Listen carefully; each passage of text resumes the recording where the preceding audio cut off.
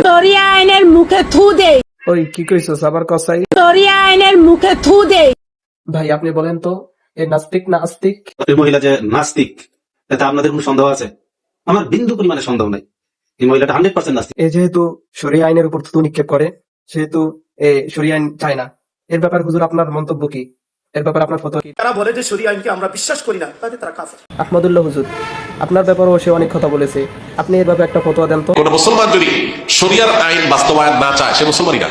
হুজুর, ওরা তো সবাই কাফের বললো, এখন আপনি একটু কোরআন হাদিস দিয়ে বিস্তারিত বোঝা দেন তো, এর ব্যাপারে কি করা উচিত? এতটুকু বক্তব্যের কারণে এই মহিলা কাফের মুরতাদ হয়ে গেছে। এই ধরনের মহিলার ব্যাপারে আল্লাহ তাআলা বলেন, কুল আবিল্লাহি ওয়া আয়াতিহি ওয়া রাসূলিহি কুনতুম তাস্তাহজিউন লা তাহতাদিরু ক্বাদ কাফারতুম বা'দা ঈমানিকুম। আল্লাহ তাআলা বলেন, তোমরা কি আল্লাহ তার রাসূল এবং ইসলামী শরিয়াকে নিয়ে উপহাস করছো, অপমান করছো, তোমরা ঈমান আনা সত্ত্বেও কাফের হয়ে গিয়েছো। অর্থাৎ এই মহিলা আগে মুসলিম ছিল, এখন কাফের হয়ে গিয়েছে, তার মানে হচ্ছে সে মুরতাদ হয়ে গিয়েছে। আর মুরতাদের শাস্তির ব্যাপারে আল্লাহ রাসূল সাল্লাল্লাহু আলাইহি ওয়াসাল্লাম কি বলেছেন? তিনি বলেছেন, মান বাদদালা দীনাকুম ফাকতুলু, যে মুরতাদ হয়ে যায় তোমরা তাকে হত্যা করো। আমাদের দেশে তো এখন ইসলামী শরিয়ান নাই, অতএব তাকে তো কতল করা যায় না।